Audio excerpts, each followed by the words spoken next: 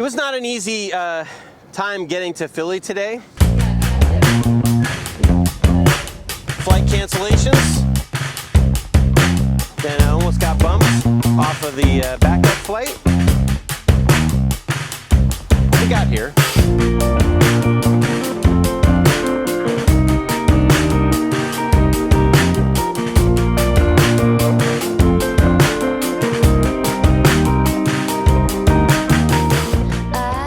This is kind of the biggest thing that I've been a part of. How much square footage of asphalt is this, you said? For this job, we're doing 500,000 square feet of seal coating, crack sealing, line striping.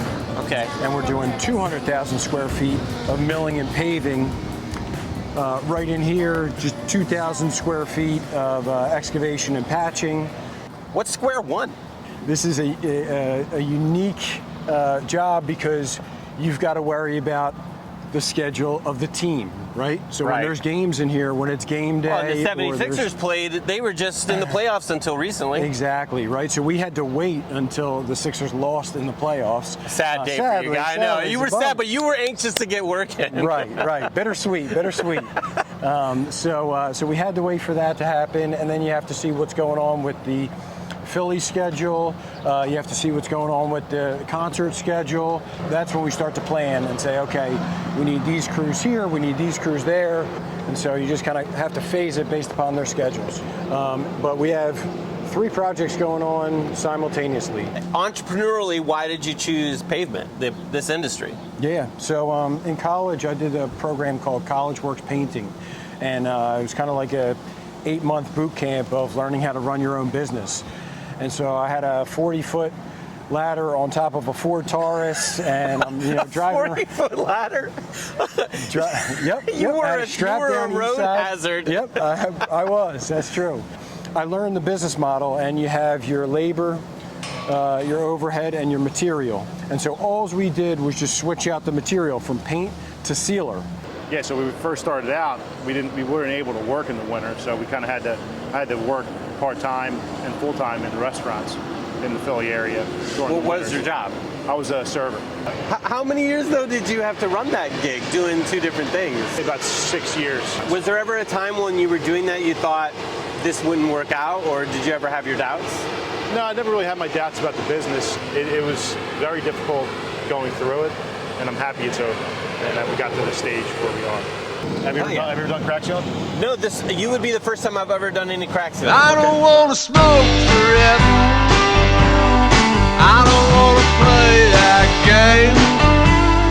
I don't want to read your letters. There's a lot of cracks here. Oh, yeah. You know, you've got a team of 1, 2, 3, 4, 5, 6 guys out here.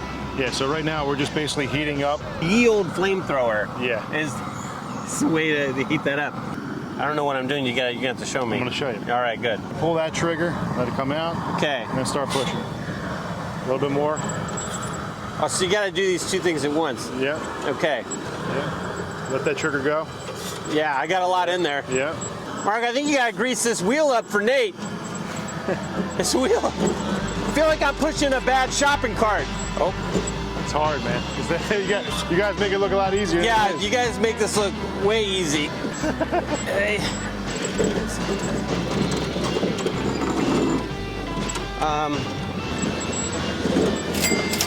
Oh, I missed that. I am not afraid to make mistakes, especially when Marco has to fix them. Hey.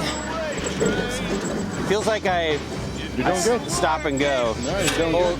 Nate, what's your #1 trick for for pushing and steering this thing? I basically just put a lot of weight in the handlebars and try to keep it an inch off the ground. You push back a little bit. Mark, are you holding out on me? If time was no object, I would honestly say, let me push this for 2 hours and get a real feel for it. But I know that like these guys, this isn't for show for them. They are really doing the work, and you guys are really on a schedule. Yep. And I don't want to disrupt that. No, you're doing great, man. You're doing great. Thank you. You got him saying that? You're doing great. You're doing great. So Mark said.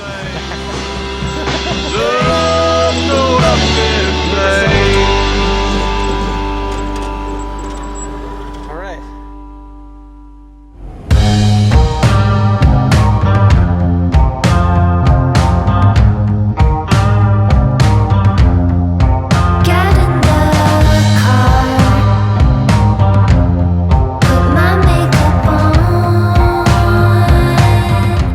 looks like Rocky Balboa's house. This is South Philly. Do you ever have nightmares of old jobs? Like that you're back there. Yeah, sure. Yeah, I've had dreams. I mean, I remember when I used to work in a restaurant. I didn't like where I was working in the restaurant, and the music that was playing in the restaurant would be in my dreams. That's like a horror movie shit. Yeah, it was. Weird enough, I had a dream last night that I was like back at the factory. In my dream, I was like, I'm supposed to be going to Philly today. Meaning Marco eating cheesesteaks.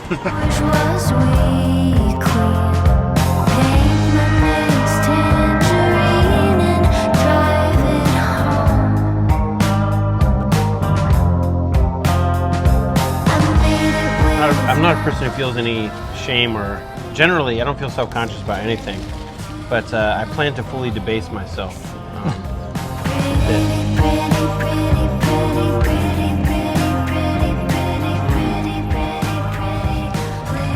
Oh man, that's a special thing. You know, it feels like it's time to do something different. Like I came into this industry, I didn't finish college, and you guys are like these highly educated dudes who are now in the asphalt industry, and there's nothing wrong with that, but that's interesting. It's not normally the path I think outsiders assume. What did you go to college to study? I studied tourism and hospitality management. Like you were going to be an ESPN commentator. Is that a thing? Is that the track? So I just went to college to study what I liked. I mean, I was studying sports, tourism, history, and Italian. So how did you guys like come to, you know, this industry after having gone through higher education? We wanted to, be in business, and then we happened to start, sealing driveways door to door, and then fell in love with the industry. It makes good money. Like you can make a good living doing this work. Oh, yeah. And that's part of it too, obviously. I mean, otherwise this wouldn't be the one. Sure. You know, love or no love, it's still like it's pays the bills, right? Listen, I think with the amount of private equity that's coming into this industry, right, like it proves that, hey, this is a really good business. You're 100% right. You can make a good living doing what we're doing. I think some are working out and some are striking out.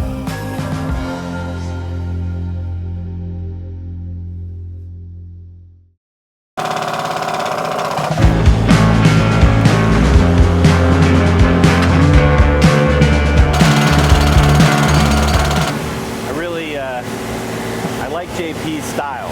I could only dream of being as cool as he is someday. You tell me that it's not what I think it seems. What we're trying to do is replace the catch basin top.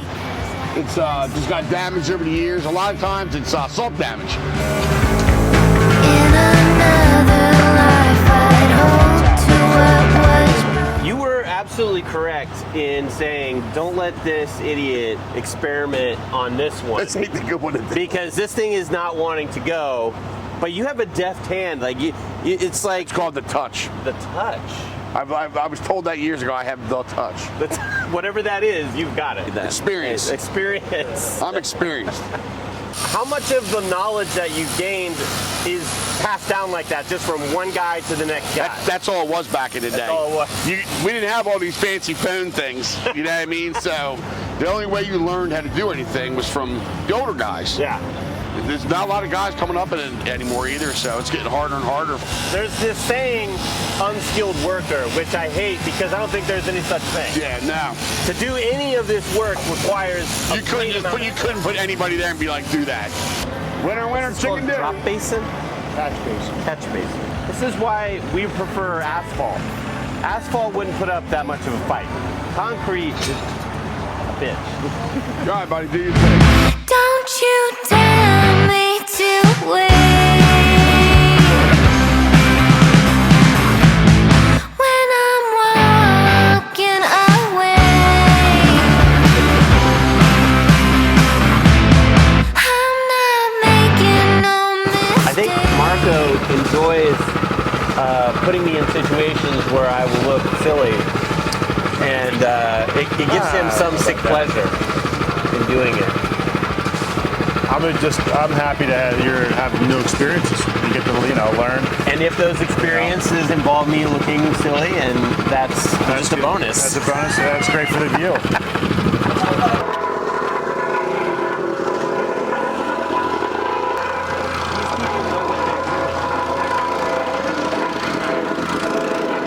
In there, baby.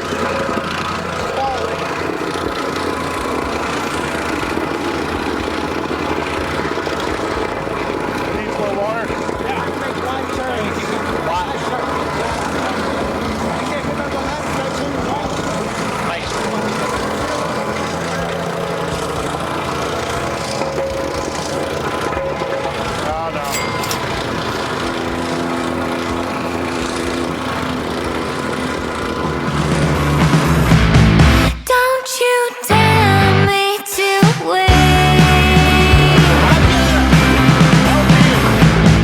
when I'm walking away.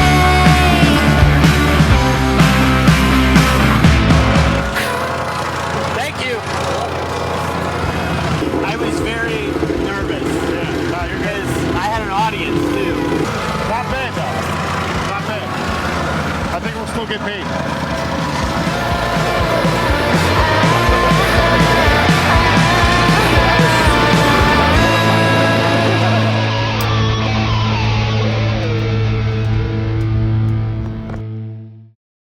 Like, is there a name for this part of town, or? This is the Italian market section, 9th Street.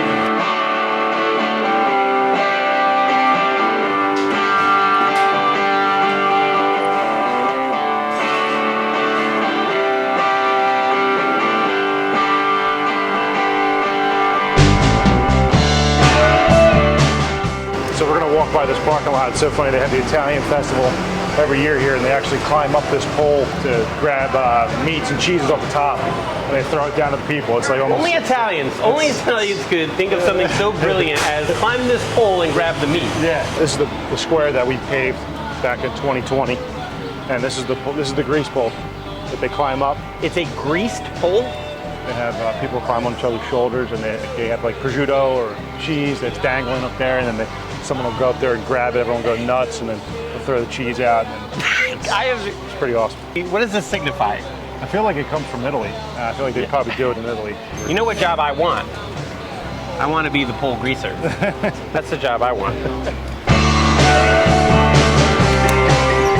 What is it about this part of town, Anthony's, that you like the most? I actually lived in this neighborhood for 8 years, and my landlord became family. They came to my wedding, but it's just like it's it's an old school Italian American kind of neighborhood feel here. This is always a part of the city that I always liked coming to, even before I lived in Philly. For you to have a business in the city is just like joining the ranks. It's a special place in my heart for the rest of my life. I still get my haircuts here. Do you think I should get a haircut while I'm here? That would be amazing. You want to get? I think I would be sad if I let it go. We can get you shaped up if you want, though. They do beard trims here. They'll line me up and go in. I feel like that would be such a rich experience.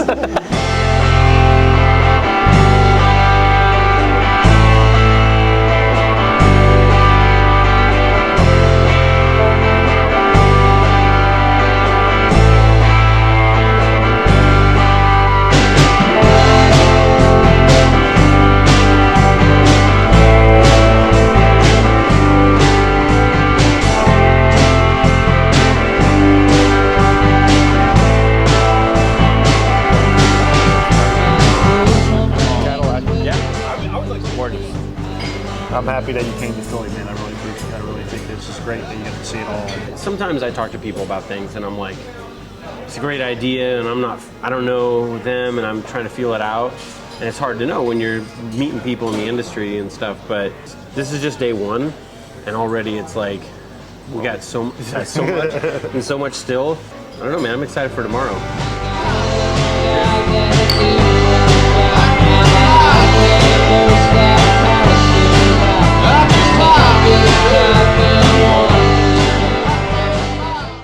Today is the day. It's paving day. This is what everybody comes for, right? Company driver, I'm a long haul rider, burning through fumes, living under the wire, listening on the road again. Radio Wilco can't move too slow. Smokey and the Bear in the rear view window, living a good life in the Hammer Lane. This old road's been my home, will be until I unload. I thought maybe you could turn me into the Hulk for like a second. You pointed this at me, but it doesn't sound like that's gonna happen. Well, it looks like you're doing pretty good. No. Come on, compare We'll that. show these. That's 60 years old. I know. I'm like 37 in December, so I should be looking better than this. I feel like. So there's a nuclear tablet in here. A pill. Okay. That's all the size of that thing is. It's about this big. It shoots gamma rays down into the ground. What it's doing is it's reading all the air holes in the macadam. That gives you your compaction. So I'm going to get him to 90%, save one roll until I get to about 180 degrees, and then I'll let him hit it one more time. It'll bring it up to 93%. And it'll all stiffen up. So we're doing 2.5 inches of binder, and then 2.5 inches of top, I believe.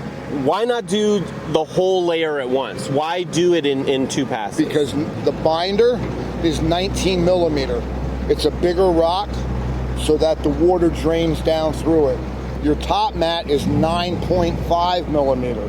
You want the top of the mat to flex. So less cracking. Right.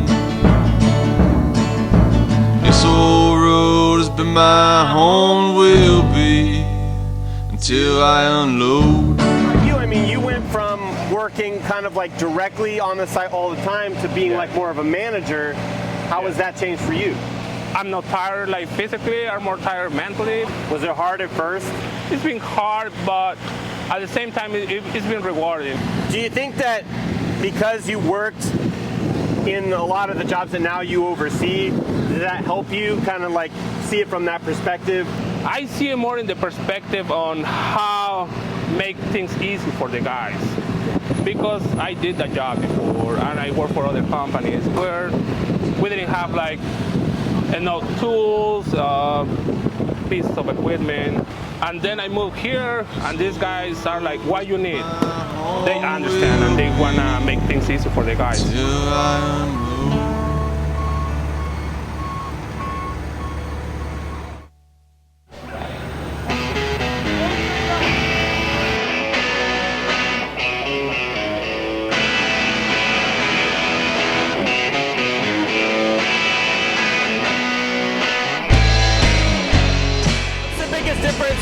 Like when you started, like this, going from the hand, patting down in driveways to doing this kind of work?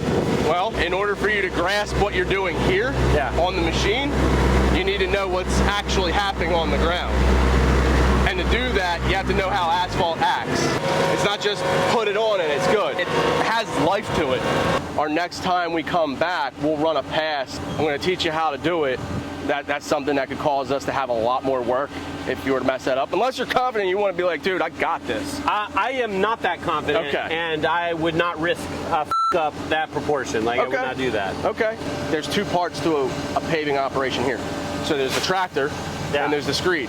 The screed controls giving your all mat. of the everything. Right. Yes, that controls the mat levels, everything about it. So there's going to be some times where you see the depth is a little bit more and it's going to be a little bit less, and that's due to the imperfections in your sub base. The better your base, the less that happens. The less that'll happen. So once we get out to this area where we're looking for our depth more, then I can start poking around, and I'm right on.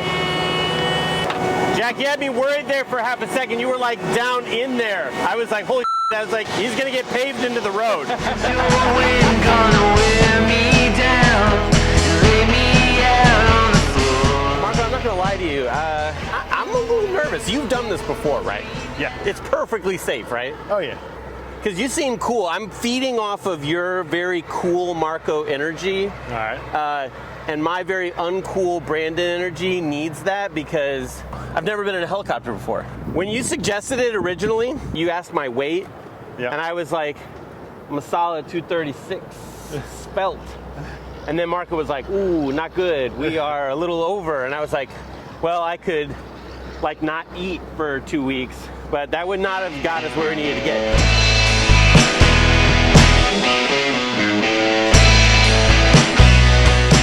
And that's not the chopper we're getting in, but we are about to get in a helicopter. My first time in one, fly open door over the job site. If this is the last thing you hear from me, just know I went out doing something I mildly enjoy. Give me pain like it's medicine and lay me out on the floor. The gaping gale's gonna tear me down, but I really don't care anymore. Come on in, turn around and leave again. Come and go, leave me alone and wanting more. Philly has a lot going for it. Definitely a contender for one of the best cities I've got to visit so far. Big history, good food, and a severe lax policy on where you can park your car. But most importantly, it's got the kind of hardworking people that make it great. Like Nate, JP, Jack, Javier. I appreciate all they showed me while I was here, and I'm excited to keep learning more and meeting others like them. That's what makes it all worthwhile.